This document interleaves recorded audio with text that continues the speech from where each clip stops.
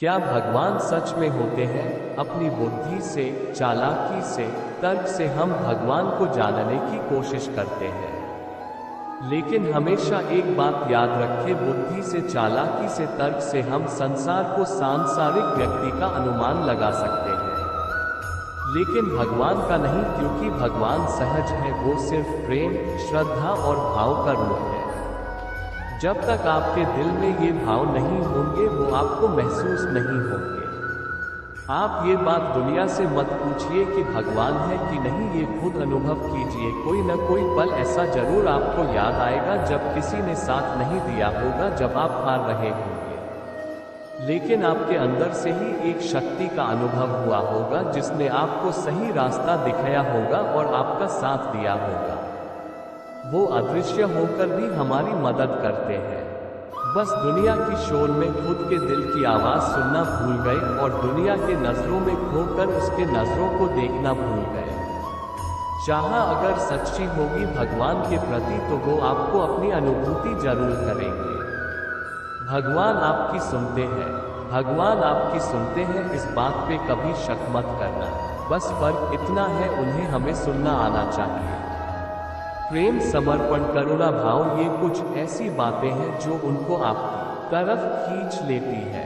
हम चाहे लाख बार उसका नाम ले, उसमें श्रद्धा और विश्वास नहीं तो उस नाम का कोई फायदा नहीं। आप अगर सिर्फ एक बार उनका नाम लेते हैं, उसमें पूर्ण भाव है, तो पूर्ण परमात्मा आपकी पल भर में सुन लेते हैं। कभी कभी वो परीक्षा बहुत लेता है, तो ये बात याद रखना, उनकी परीक्षा में बैठने के लिए कुछ योग्यता होनी चाहिए। भगवान की परीक्षा में बैठने की योग्यता, जीवन में भगवान के लिए प्रेम होना जरूरी है, आप में करुणा होना जरूरी है। भले आप ऊपर से कितना भी कठोर बन ले, लेकिन आपके अंदर कितना कोमल दिल बैठा है, भगवान उसको ही देखते हैं। कहते हैं सबसे कीमती चीज माँ बाप उसको ही देते हैं जिसमें उसको संभालने की काबिलियत होती है। अगर आप में काबिलियत नहीं, तो माँ बाप आपको उस लायक बनाने की सोचते हैं। कैसे पता चले भगवान की आप पे नजर है? अगर आपको भगवान याद है, आपकी उन पे अटूट श्रद्धा है, उन पे आपका विश्वास है, वो है हमेशा मेरे साथ और मेरा हाथ कभी नहीं छोड़ेंगे। इन सबके बावजूद आपको बहुत सारी परेशानियों से गुजारना पड़ रहा है, तो आप खुश हो जाएं। भगवान की नज़र आप पर है, देर से ही सही, लेकिन वो आपकी जरूर सुनेंगे। शायद अभी हम उस काबिल नहीं, और बिन बोले सब कर जाते हैं और तुम्हें एहसास तक नहीं होने देते।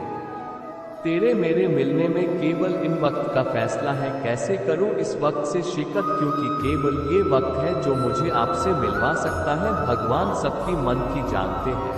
भगवान को कोई ढोंग और दिखावा पसंद ही नहीं है। मीरा जी जब भगवान कृष्ण के लिए गाती थी तो भगवान बड़े ध्यान से सुनते थे। सूरदास जी जब पद गाते थे तब भी भगवान सुनते थे।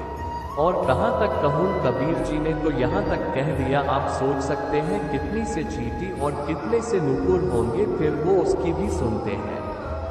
अरे जब आपको कोई दिल से याद करता है तो आपको पता चला जाता है, तो फिर क्या उनको पता नहीं चलेगा जिसने ये पूरा जहां बनाया है? न जाने कितने ही ऐसा उदाहरण है कि वो सबकी सुनते हैं, बस कोई सुनने वाला होना चाहिए।